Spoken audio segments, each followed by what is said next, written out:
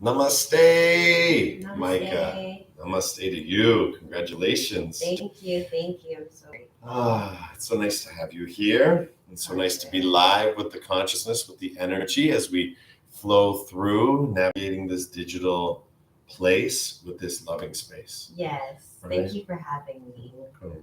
So we're just going to kind of talk around the camera, but we wanted to record this session to kind of share the experience of what it is to do the Yoga Alliance Continued Education Program online. There's 2 iterations. We are celebrating Micah finishing the first. And so I really wanted to kind of capture this energy because she's the first of 2. One is Bo, and he's the one that designs all the layouts for the website and everything, my digital sorcerer. And she's officially the first to actually go through it as just no connection, just full student. So it's going to be really, really nice to hear her yin sights and feelings. So let's start at the beginning. How was it doing an online yoga program? I loved it because it gave me the ability to practice when I didn't feel the best to step out of my apartment. Okay. So being able to just do it on my time and on my feel, depending on how I feel, made me feel like there's not a lot of pressure, but more ease and more peace. So I really do enjoy it online. It was my first online anything. I've never done any online courses before. So learning this aspect, learning this way of your teachings, the yin teachings, it's just very enjoying. I enjoyed the experience. Beautiful. Yeah. Well, it's really, really important because when I was recording them, it was a scheduled program at a yoga studio. And so when you came to me, do you remember how you came to me, how this all came about? Yeah, I came to you after practice and I was like, I would like to deepen my practice with yin yoga. And I was like, do you have any insights or guidance you can provide me? Then you blessed me with this opportunity, which I'm very grateful for. It has helped me heal in so many ways. I'm just so grateful. Beautiful. So that's really, why we have it online for everyone, both iterations, fully complete. And as I said to Micah when it first happened, I was like, so this is something that you can do. It's already been done. And if you seek accreditation, then we can go through a little process. This is part of that process. So if she chooses to get her accreditation, we can go through a little bit of a process and there can be a currency of exchange. But ultimately, the goal was to really offer this for those who are truly seeking and in need of something more, because usually what happens is these programs can be expensive. They're expensive because you have to rent out space, and there's time, and there's the digitization of it, everything. But the really interesting part about yoga is the people who need it the most are usually the ones who don't have the ability to financially commit to such a program, which is why it was interesting. Even with you came to this because you had a job or you were in between jobs. I was set free from a job. You were set free from a job. I was set free from a job, and now I just seek something greater than just a job. Absolutely. So I think that's where it's really interesting. So, when we're kind of not suffering, but we're in transitions, we're in changes, something where we want to deepen our practice becomes really important because we want to get into the state of manifestation. We want to get into daily practice. Daily practice equals living wisdom. So we want to manifest something greater for ourselves. So I think it's really, really important to offer this program to everyone. And I think it's really, really special that you got so much out of it. And I'd love to hear more. We have this dialogue time now. So whatever you want to ask or whatever you want to share, what I find is that I started practicing yin yoga for almost a year and a half since the gym opened. And my first yin experience was actually with you. And I was like, I need to explore. I always had an interest in yoga, but I want to explore all different types of yoga. I love vinyasa flow, I love hatha, but there was something about yin that just made me feel safe. Yeah, it's like I was allowed to surrender and feel safe in the space with your guidance. So, in addition to yoga classes at the gym and taking this online course, I can use what I learned in the course, the ideologies, your analogies with the sword and spine, and just the teachings that you provide. I can apply it when I practice anywhere, actually, like not just at the gym, at the studio, anywhere. So it's like it allows me to think, and it allows me to reflect on myself, on my healing. What do I need to purge? What do I need to show light on? What do I? How can I heal? How can I grow into being a higher version of self? Absolutely. Yeah. I think that's because the course is really designed for consciousness. It's meant to awaken. Yes. It's not a prescriptive course. It's not a recipe. It's teaching you to cook. It's not teaching one to be a chef. Like you either have that, natural providence inside you or not. I always say that. You have teaching in you or not. These programs are not going to make you a yoga teacher. Yes. What they're going to teach you is how to access the teachings a whole lot easier and to understand them in relatable ways and in very human ways. Because again, when we come to the yoga, we come with suffering. We come with a story of suffering. And I noticed it even, after my third iteration of teaching, which wasn't digitized, but even after that iteration, it was who I am is just it's just a storyteller. I'm just a storyteller. But the power behind that question remains the same. And that's why the iterations are all powerful. They're same, but different. Yes. That's what I enjoyed about the iterations. It flowed. It wasn't textbook. This is this. It was just coming from the soul. Yeah. And that's what I enjoy the most. Like the flow, the soul, the connection that you can make, that one makes when taking the course. It's just really lovely. Beautiful. Yeah. Well, that's its intention. So I'm glad it was brought to my attention, just how much you enjoyed it. So that's beautiful. And I hope all those who are interested in taking such a journey to take it. It's well worth it. And again, they're pure, unbridled. It's 4 hours each session for 10 sessions, and it's very, very beautiful. And there's 2 sessions, so we have over 80 hours. And then, of course, you can always access me privately. And if it's something you want to be accredited in, that's something that we can discuss and share. Just send me a message. And I think for this next part in what we're about to talk about, these are more like questions. So now I'm going to really challenge Micah, if she has any questions, if she needs any clarifications. And that way we keep accountable to the practice, because the practice is ever evolving. And yin yoga is this powerful gravity, and that's where I think like doing it from home is such a yin thing to do. It's such a beautiful practice. And again, to venture out to yin classes, because there's always that little bit of yang contained within the yin. So that would be the venturing out to a class, taking it from a class, and then bringing that practice back home. And through the consciousness, it starts to sort of not escalate, but it starts to evolve into all aspects of one's life. When we're sitting, we're always practicing yin on some level, right? When we're lying down, we're always practicing some aspect of yin on some level. It isn't until we start standing. I think there's only one standing posture in the yin series, and that's the forward fold. But as soon as that spine goes vertical into a standing position, now we transition into hatha yoga. We transition into vinyasa yoga. We transition into power yoga. So it's a different understanding. When we're yin, we're very much grounded. So I guess now is just opening up the floor to, whatever needs to be more grounded so it can grow. Are there any questions that you have? Completing the first iteration. Do you have anything specific to me, personal or planetary?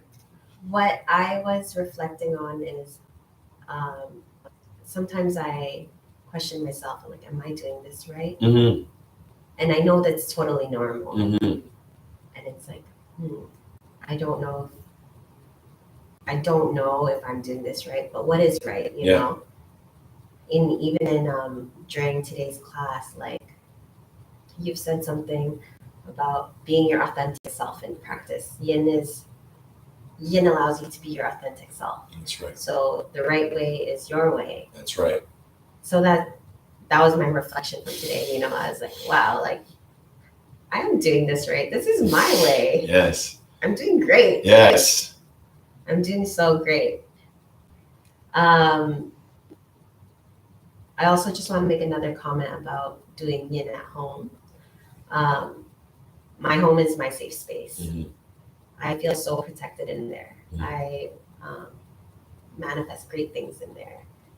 So for me to learn yin at home in my safe space is just another experience. I feel extra safe. I'm allowed to express, I'm allowed to purge freely, no judgments, nothing. And it's just a great experience to partake in. Beautiful. Yeah, it's a deeper surrender. Yeah, it is. It's it really deeper is. Surrender. That's why even when I bring people here for privates, it's a deeper surrender. And even if we did the exact same practice we did today, if we did it like again from home, whether my home or their home, it's like you said, there's an extra layer. Yeah. And that extra layer is like, this is your safe space. Yes. For those who don't have a safe space, they come here. This is, it becomes their safe space, and it's a place to practice because safety is at the root of it all. Yes. Right? If we don't feel safe, we're not secure. And if we're not secure, we can't access what it is to feel grounded. Yes. It's like we're ungrounded because we don't feel safe where we are.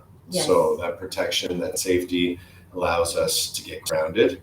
And when we're grounded, then we can grow. Yes. And that's the beauty of it. So I'm really glad you said that because that's a really important part of it. And then just to address too, like the nature of, well, is it me just saying that this is, what's right is your way?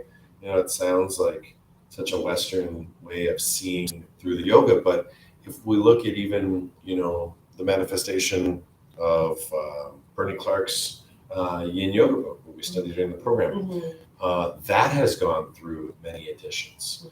So think of it almost as, when we're doing a posture and we may think about that we're doing it wrong. We're not doing it wrong. We may just be in the first edition of that posture. And that first edition of the posture is maybe what you're seeing, or maybe what you're reading from the book. But edition 2 might come about because maybe you did iteration 2, and iteration 2 brought a little bit of a slightly different perspective. Or maybe it's because you've done 10 classes. And now you're starting to feel it a little bit differently. So now think of it as like edition 2 or version 2 of the same posture. Exactly. And then you get to me where I'm at version oneness now. They're all right. If someone puts their, ankle here, I only say to them, maybe lift it up because if you're feeling like your ankle is getting sore, but then once they lift it up, they're like, it hurts here. Well, maybe it's time to place a block here. Yes. Maybe you're not quite ready to go into full half lotus. That's why you're doing it here. It's like hanging off of your thigh. So maybe we just stay here, so it allows you, to modify. So we regress when it becomes that sharp electrical pain. But we can progress if it's dull and achy, and that dull and achy starts to subside, then we can go a little bit further. Yes, and that's why you say always reach your comfortable edge. That's right. It's because the comfortable edge is really the nomenclature of yin. That's what it was taught to me from my teacher. It's like, but it's a hard concept to understand because it's like bittersweet, right? What is a comfortable edge? Well, it's like walking to a cliff, right? What's the comfortable edge? Well, for me, the comfortable edge may be right on the lip. For you, it might be 5 feet back. Yeah. For my partner, it might be 20 feet back. She doesn't want to get anywhere near that view because she, fears, different people come with different fear to that edge, right? So when we're in yin yoga, different people come to like that edge with different injuries, with different traumas, with different suffering. And just because they did something yesterday doesn't mean they're going to do it today. It doesn't mean tomorrow won't be totally different. So it's good to know this consciousness as a teacher. So these programs are really, really important. If you are looking to be a yin teacher, it's good to get into the consciousness of yin. It will make you a better teacher because it'll make you relate to all people, like young, old, happy, sad, good, bad. Because all people who come to yin yoga come with suffering, and they come with their story of suffering. So it's good to know the consciousness of the slow, the deep, the dark, the lunar aspects of ourselves, because we're really honoring that shadow self. We're not trying to be righteous or judgmental in any shape or form. We come as we are to the practice, and that's really important. But I also think it's really important these programs are for practitioners and students. That was something I talked about with Bo, who was facilitating all this online for us to access it easier. That, for him, he had no desire to be a teacher. He was just taking it to deepen his practice because like you, but he was doing online with me. And what he found was this made him a better yin yoga practitioner. But again, iteration 1 led to iteration 2, and iteration 2 was, the feeling was there of, I could teach this. You start to gain confidence. You start to realize like the benefits of it. And then of course you get into this, feeling of yin yoga for all, because anything we love, it's like, I must give it to all. To be honest, I think I'm there. I'm definitely if it works for you, it can work for everyone. I'm like doing the second iteration. I'm in the process of right now. I'm like, you know what? I'm building more confidence within myself. I'm not doubting myself as much as I was the first iteration. I'm learning myself more, and maybe who knows, one day maybe I'd be honored to teach, like it's a vision. And it will come naturally. You'll be called to it. And I feel like the calling has been surfacing more and more as of late, like as I'm going through this life transition of finding my purpose and how am I going to be a better version of myself? What will bring me peace? I feel like the calling is surfacing more and more every day. And I'm grateful for the program. Yeah, totally. The program, so the practice element of the program, why we always start with practice, is because that's the part that empowers us. And then the knowledge you get afterward gives you power. So knowledge is power. So the knowledge of the program, right, that's to give us power. And then the practice is to empower. It's to have the knowledge and then to take that knowledge into experience. Yes. And so the more you take this knowledge into experience, the more you're like, yin yoga for all. And in a way, it's true, yin yoga for all. But there's also those people that can't sit. Their attention is not yet ready to sit. They've suffered too little. They don't need yin yoga. They don't need to sit in, their bodies are just naturally fine. They don't have any pain in their body. Right? So it's like there is a small group of people that are just exempt from why we love this practice so much. And then there's another group of people that have suffered so much that they can't do yin yoga, right? And that's where a really good teacher is able to let go of the yin and teach the yoga. So I remember when I finished my yin yoga training, one of my first students was a woman, because I was studying out in Kempville, which is like more of a farm town. That's cute. Right? So she was on a horse. There was a gopher hole. A horse went into the gopher hole and she got bucked off, and she suffered from plegia. So it wasn't quadra, it was paraplegia. So she had some feeling, right? But it wasn't total not feeling, but she was definitely confined to a chair. And so I had to take yin yoga And then I had to adjust the yin yoga to accommodate for this person because we weren't moving. Like we were doing yin, but it wasn't 3 to 5 minute to 7 minute holds. Mm-hmm. But it was the aspect of that, it was the conscious of that moved into a very specific practice for a very specific person who had a very specific injury. Yes.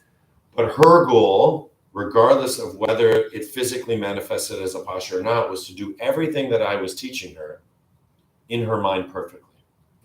Because she believed if she could walk here, that one day she would walk here again. And even if she never used her legs again, as long as she kept walking in her head, as long as she kept riding in her head, as long as she kept doing yoga in her head, she was healthy and she was of sound mind. I just got chills. Yeah. So there it is, right? So there's the extreme again. So yeah. This person isn't doing, 5-minute cobbler poses, right? The other person maybe doesn't need 5-minute cobbler. Their hips are just perfectly open and they're just living in bliss all the time. They don't need yoga.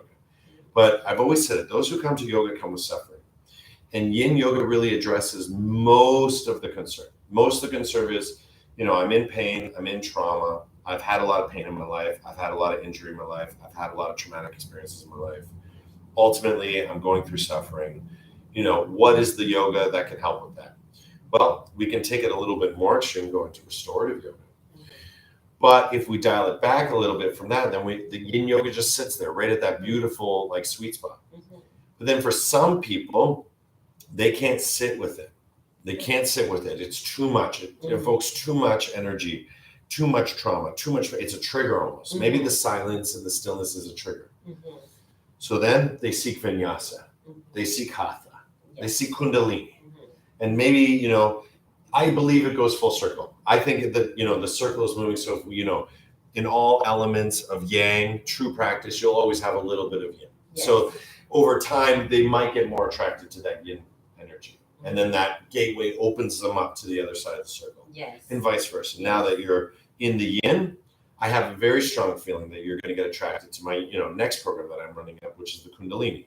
Yes. I'm going to try and digitize that one. Yeah, we're going to talk about that one because that's the yang to the yin. Yes. Right? For me, it's like yin and Kundalini, they kind of sit.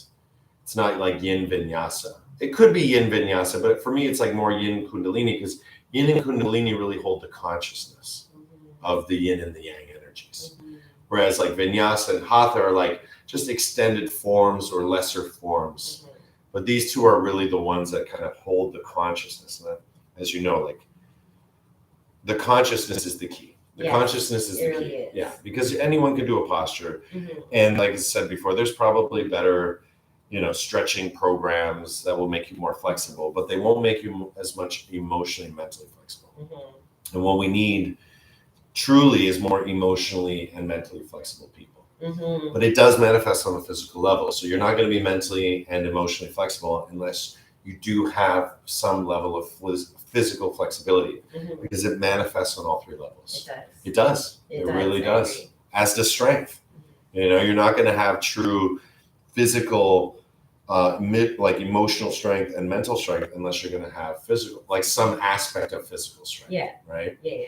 So that's where these levels come through. And I think that's where the yin and what we call Kundalini, which is just yang, what we call Kundalini, but that rising of the energy, where's it rising from? It's rising from the yin. Why is it rising? Because everything that's grounded grows and everything that grows gives and everything that gives must surrender. So it goes back to itself.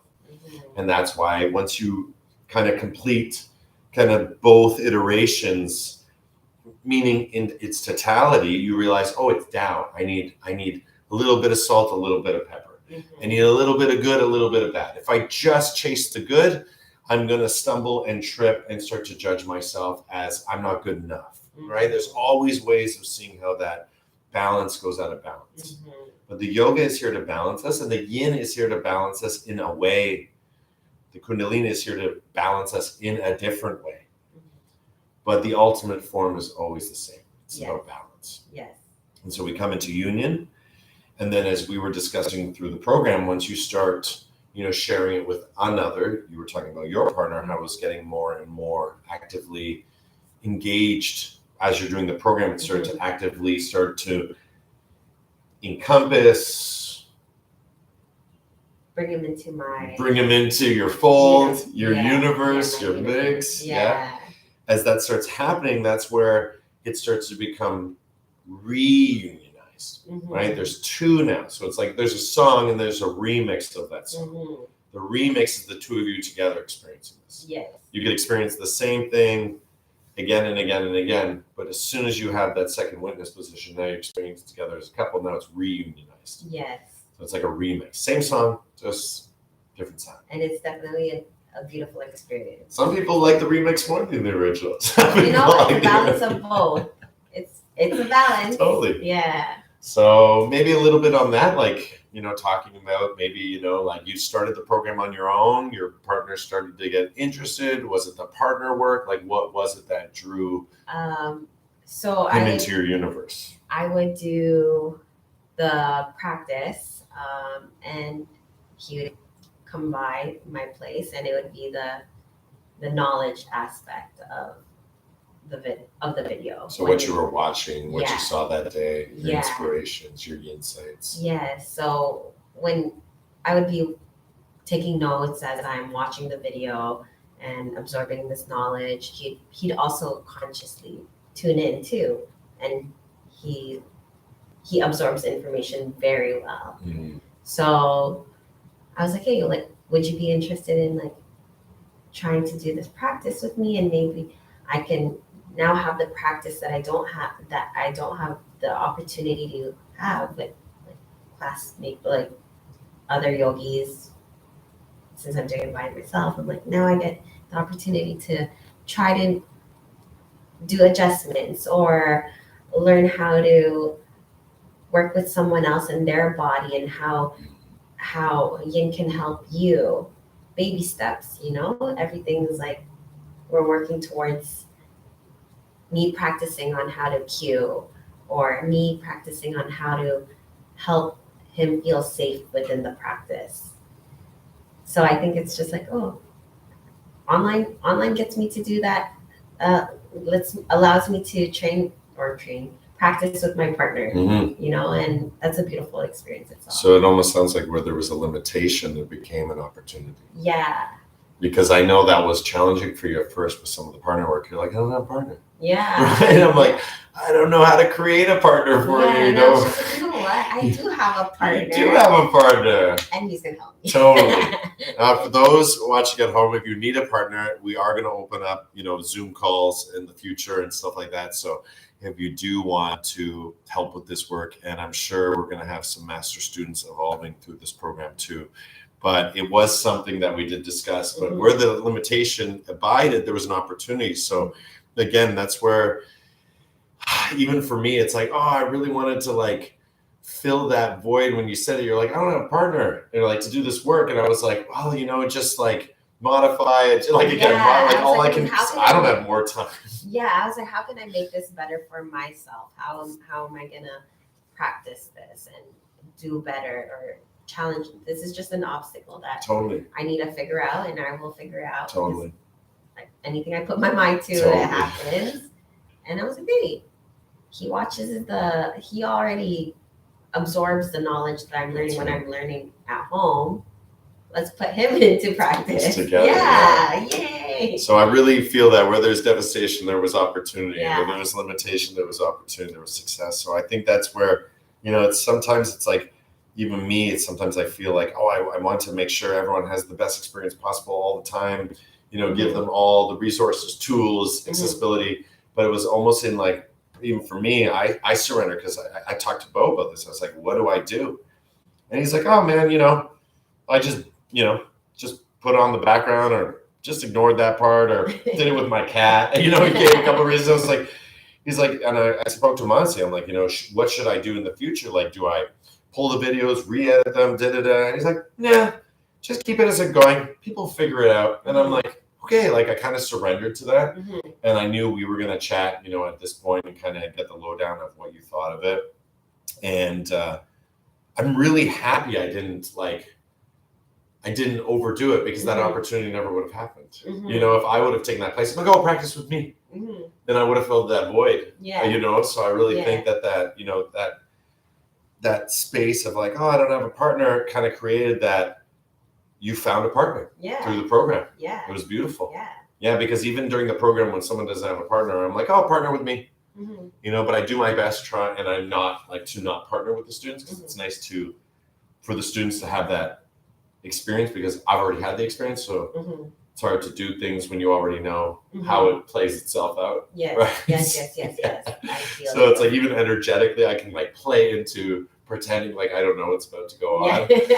Let's lock eyes and let's feel uncomfortable. And I'm just like, I'm pretending to be uncomfortable, but I'm like, done it so many times that it doesn't bother. My nervous system doesn't get shocked by it. So it's an interesting sort of ordeal. And I feel like, honestly, like now having you go through it, so you being, there's 2 iterations up, you're going through the second iteration now, Bo's gone through it, and now we've offered it online for kind of the world to kind of experience. I think it's going to lead us into places and spaces that we don't even know. It's going to help people we don't even know. And I think it's going to create new opportunities and access, because, it's one of those things when it comes to abundance, they're like, people like us deserve to be abundant. They're like, why you? Why do you deserve to be abundant?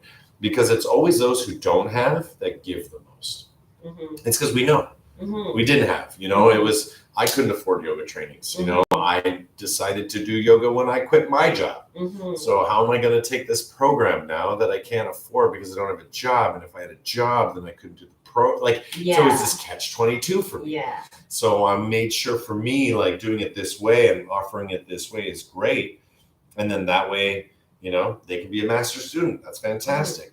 If you want a Yoga Alliance certified credential, if you want to spend some time with me, then we can exchange some level of, well, I remember back in the day, I did videography and photography for my teacher. We settled out $500 of exchange for that. That was great. She could afford to do that. She had other people in the program that were paying, so that was cool. So whatever the currency is, I'm realizing it's just a form. The truth is that we have to share what is formless, and that's where love comes in. Awakening comes in. Yes, because it was so good. I'm so glad you did it. So this is a little bit of a celebration. So I just want to say thank you for putting the time in. You're still putting the time in, so we'll do a second video after her second iteration, and maybe we'll get into some nitty gritty. Maybe we can print out some of those beautiful insights you had during the program. So I really like that. Yeah, and maybe share some of that too. Yeah, share some of that, and maybe also too, just maybe just talk maybe a little bit, to a student who's watching this, like they're really like, yeah, I want to go and do this program. Like, what should they be now that you've done the whole first iteration? It's hard to go back. I always say that. It's, once you know, you can't unknow. So what would you say to yourself at the beginning of this program? Like, again, you took really good notes, but, what are some pieces of valued advice that you would give someone to, like, give to yourself ultimately? Surrender. Right from the beginning. That's it. Surrender. Just allow. Right from the beginning. Allow. Yeah. Surrender, allow. Choose not to choose. Choose not to choose. You're doing all the pearls of wisdom that you accumulated. Okay. So now what about on a practical level? Should they be making notes? Should they, how much should they be practicing? How much should they be reading the book? Do you wish you read more of the book, less of the book? I find that the way my mind works is I like to get one thing done before I start another thing. So I did the iteration 1 in its entirety, and then I started reading the book. Okay. That's just how I can absorb information better. So I'm still in the process of reading the book, and also now I can join iteration 2 and the book. So learn something really good with one hand. Yes.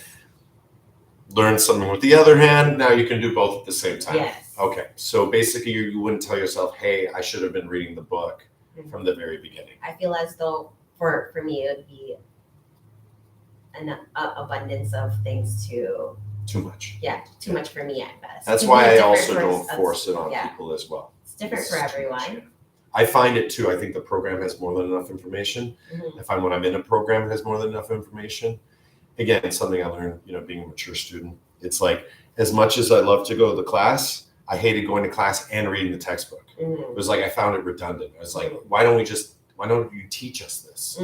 Right? And sorry, let me recorrect this. What I didn't like was reading the textbook and going to class and getting the exact same information from the textbook from class. It's like, teach me this, teach me what I'm reading. Don't regurgitate what I've read. Yes. Again, I feel like I'm wasting time. Yes. So I always enjoy, like, again, sorry, let me reframe this. Now it's coming clear. I didn't mind reading the textbook. I didn't mind going to class. I didn't like when the textbook became class or class became the textbook. And I was like, ugh. Yeah. You know, so now that you're reading the textbook, you can see it's very different from class and vice versa. So if you do decide to read the book, you can read the book beforehand. It's a beautiful book. Bernie Clark does a great job. I, though, think that Micah's on the right path. I think just come to class, get into the healing feeling, absorb the knowledge and information, and then maybe before starting second iteration or while you're doing second iteration, start to read chapter 1, start to read chapter 2. I know I sort of told my students, maybe check out chapter 1 tonight or chapter 2, keeping it kind of loose and tight, but ultimately they're two distinct and yet mutually exclusive entities. So they're both, they're both saying the same thing, but in different ways. Yes. So that's the beauty of it. And that's why I use that book, because that was the book given to me from my teacher when I started yin yoga. So again, it's just one of those things I really like to honor my teacher, Bernie Clark, and his teacher, Paulie Zink. And there's Paul Grilly as well, and Sarah Powers. Lots of great yin teachers, and obviously Paulie Zink, the yin master. So You're a great yin teacher. Thank you, Micah. I appreciate you. Of course. I'm at the level of teaching yin every day now, and we'll be teaching online too as well. And now we're offering it online, and maybe in the future we'll do like a live online, which has not been done yet, but we're getting to that level of technology to do it and interest. So I just want to thank you for today. Thank you. I just want to thank you for today. It was amazing. You're amazing. Okay, well, let's be I'm so grateful in the light of love and just, continue to share in the teachings, and remember, like, it's always about the practice. When forgotten, come back to the practice. And the job, or maybe the work now as a student, as you progress toward maybe the goal of being a teacher, is to remember your goal is to absorb into the teachings, not the teacher. So as much as, I love your love and I love your praise and I love your acknowledgement, it's really important that it washes through me, because, a true yoga teacher leads by example, holds the space, and shares what is most beautiful in themselves. And they're not afraid to be human in human moments, but they're also very capable of protecting the self and being a walker of both worlds. Because remember, yogis denounce the world, right? This is where a lot of pushback comes in the yoga community of like, yoga teachers aren't authentic, or this isn't that. If anyone is walking in this world, in this matrix, in this culture, we got to cut them some slack. And I say that because I need to be cut some slack too, right? We all need it. We can only be so virtuous, right? Because again, it's an ebb and flow, it's a balance, right? But if we were to totally denounce the world and go live in the woods, then no one would witness us doing a bad thing or making a mistake or having an off day. So it just appears to be all pure and good. But I'm sure, the Buddha in those 7 years before he became a Buddha had some bad days. And I'm sure, Christ on his way to the cross, really, really had some struggles when he was in the Garden of Gethsemane trying to make peace with, the path that lay before him. So just be gentle with yourself. Always remember you're learning. Don't have to be perfect. Right? Our journey is, to become whole. Right? That's what makes us perfect, is that wholeness, and that holiness. It literally emerges from that word. So the energy of being whole is what we call holy. And we don't have to be afraid of being holy people, because, that's an energy that is, when it comes from the inside out, it's absolutely wondrous and wonderful. And if we just start dressing the part, it's absolutely terrifying. You're right. It's the costume. I understand. So follow the consciousness, and just be who you are, because you are a beautiful soul. And that light of your practice, this experience, all experience, will just share with others. And It's not going to be long until you answer the call. And it usually comes from one other person, which is already what you've done with your partner. And then from your partner, I guarantee he's going to encourage you to do more of this. He does. There it goes. And then it's just going to, that's how it moves. That's why it's like yin yoga for all. Yeah. It's like yin yoga for one, yin yoga for another, yin yoga for others. And then eventually here we are on YouTube giving it for all people. Right. Right? Look how the universe works. It looks like this. So I just want to thank you again. Thank Namaste. you. I want to thank everyone for watching this video. Thank And like I you. said, if you're interested in the program, I'll probably have the link below. If not, it's under in4yin.com. And again, it's highly recommended to do. And if you would like any yoga counseling sessions, both as a student, as a teacher, if you'd like to talk about chakras, kundalini, things that arise in the yin yoga practice, the deeper states of surrender, that's why I am here. And again, all that information will start to unravel itself as we get more and more digitally oriented. So thank you, everyone.